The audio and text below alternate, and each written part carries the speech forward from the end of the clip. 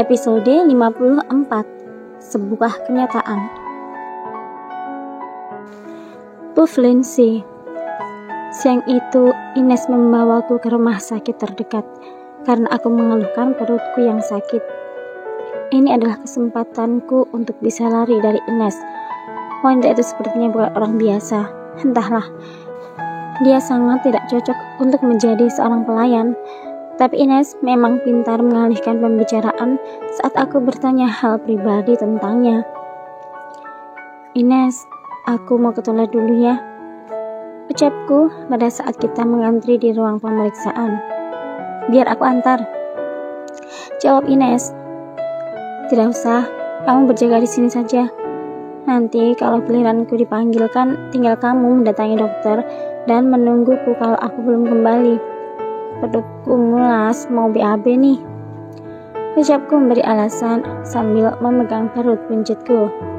Ines pun mengangguk. Aku bergegas pergi ke arah toilet. Setelah hampir sampai, aku melihat sekeliling dan memastikan bahwa tidak akan ada orang yang melihatku pergi. Setelah kurasa aman, akhirnya aku langsung berjalan menuju ke arah sisi pintu keluar yang ada di sisi belakang rumah sakit itu.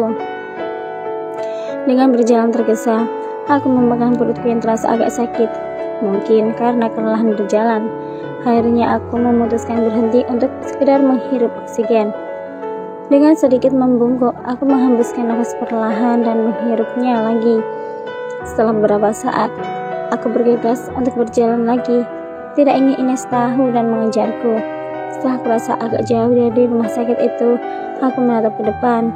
Di seberang jalan, ada sebuah hotel yang cukup besar.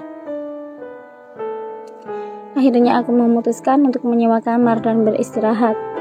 Sebelumnya, aku sudah memesan makanan di hotel tersebut. Malam ini adalah hari pertamaku bermalam di hotel ini. Untung saja aku masih menyimpan beberapa lembar uang dari tempatku yang dulu.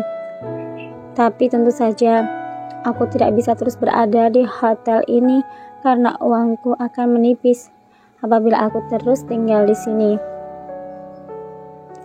Aku harus mencari pekerjaan.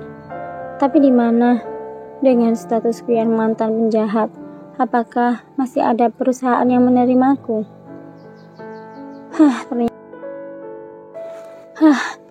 Ternyata menjadi wanita kejam dan penuh dendam itu sangat tidak enak. Sungguh, aku begitu menyesali semua perbuatanku yang dulu. Apa aku harus meminta bantuan Mira? Apakah dia mau membantuku? Karena hanya dia yang selama ini peduli padaku. Sudahlah, malam juga sudah larut. Sebaiknya aku memejamkan mata ini. Sungguh lelah rasanya. Akhirnya aku pun memejamkan mata dan masuk ke dalam alam mimpi. Mimpi apa ini? Aku merasa melayang di atas awan, terbang bersama puluhan burung merpati. Rasanya sungguh bahagia. Aku belum pernah merasakan jiwa yang seperti ini. Tapi tiba-tiba suasana itu berubah. Aku berasa masuk ke dimensi lain, sebuah waktu yang dimana saat aku masih kecil. Seperti melihat sebuah adegan film, aku melihat kedua orang tuaku yang sangat senang melihatku saat pertama kali bisa berjalan. Mama sambil menitikkan air matanya. Papa memancingku untuk terus berjalan dengan cara merentangkan tangan di depanku. Sedikit demi sedikit aku melangkah dan akan menjangkau Papa, tapi aku terjatuh. Mama menyemangati untuk bangun. Aku merasa begitu bahagia melihat masa kecilku bersama kedua orang tuaku. Papa menggendongku penuh kasih sayang. Begitupun dengan Mama. Kita bertiga tertawa bersama. Sungguh indah dan bahagia hati ini. Tiba-tiba aku merasakan sebuah kecupan di dahi dan pipi. Mama dan Papa berebut untuk menciumku. Hatiku sungguh bahagia. Bisakah sekarang aku merasakan kebahagiaan ini, Tuhan? Memiliki kasih sayang dari kedua orang tuaku yang saat ini telah membenciku. Tiba-tiba aku merasakan bibirku dikecup berkali-kali dan merasakan tubuh ini ada yang menindih. Sangat jelas rasanya seperti nyata. Tiba-tiba aku merasakan bibirku tidak hanya dikecup, tapi sebuah lembatan yang lembut. Deru nafas seseorang mengenai pipi dan hidungku. Tiba-tiba aku tersentak saat perutku diraba. Apa ini? Kenapa perasaan ini sungguh nyaman? Apakah aku masih bermimpi? Tapi ini seperti nyata. Lins, jangan pergi. Ada sebuah suara yang berbisik di telingaku. Suara seseorang yang sudah sangat aku kenal. Aku pun berusaha membuka mataku. Alangkah terkejutnya saat melihat seseorang yang sangat ingin aku hindari.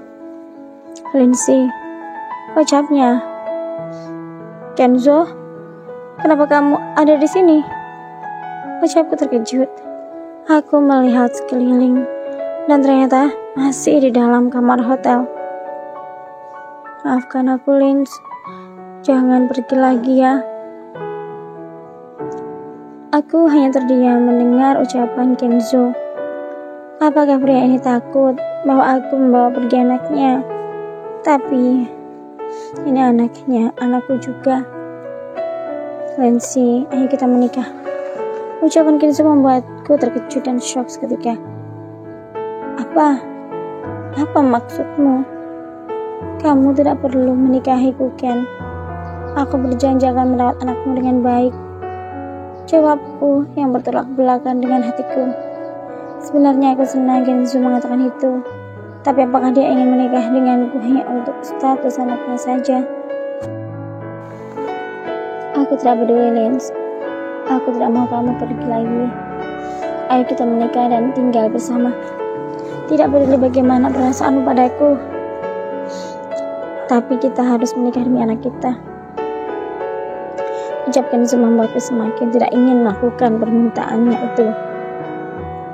Maaf, Ken. Aku tidak ingin terikat dengan siapapun. Jawabku memalingkan wajah ke arah lain. Tidak ingin melihat mata yang terus menatapku itu. Tiba-tiba Kenzo memegang daguku dan mengarahkan ke wajahnya. Lindsay, ada yang ingin ku katakan padamu. Terserah kamu mempercayainya atau tidak. Tapi aku hanya ingin kamu mendengarkannya. Ucap Kenzo masih terus menatapku. Entah kenapa tiba-tiba aku merasa deg-degan. Jantung ini memompa dengan cepat hingga debarannya bisa aku dengar sendiri di telingaku. Ya Tuhan, jangan sampai Kenzo mendengarkannya. Lins, selama ini aku tidak tahu apa yang kurasakan ini. Hampir berbulan-bulan aku menjabarkannya. Entah kenapa saat aku bersamamu, jiwa dan raga ini menjadi lebih tenang. Bukan karena anak kita, tapi aku merasakan dari lubuk hatiku yang paling dalam. Ucapnya menarik nafas dalam-dalam. Aku masih menyimak apa yang akan dikatakan Kenzo. Matanya tampak menatapku dengan tatapan yang berbeda. Sebuah tatapan penuh cinta dan mendamba. Entahlah, aku tidak tahu. Lins, aku mencintaimu. Aku tulus menyayangimu. Maukah kamu menikah denganku? Jantungku berdebar-debar. Ya Tuhan, apa ini? Kenzo menyatakan cinta padaku. Apa aku tidak salah dengar? Aku masih berusaha menetralkan debaran jantung ini. Kenzo merogoh saku celana, mengambil sesuatu. Sebuah kotak kecil berwarna merah. Kenzo membuka kotak itu dan mengambil sebuah cincin berlian yang ada di dalamnya. Will you marry me, Lindsay? Ucapnya. Tuhan, apakah aku sedang bermimpi atau menghayal? Kenzo melamarku dan dia melakukannya di atas ranjang. Aku dilamar di atas tempat tidur. Puff N bersambung.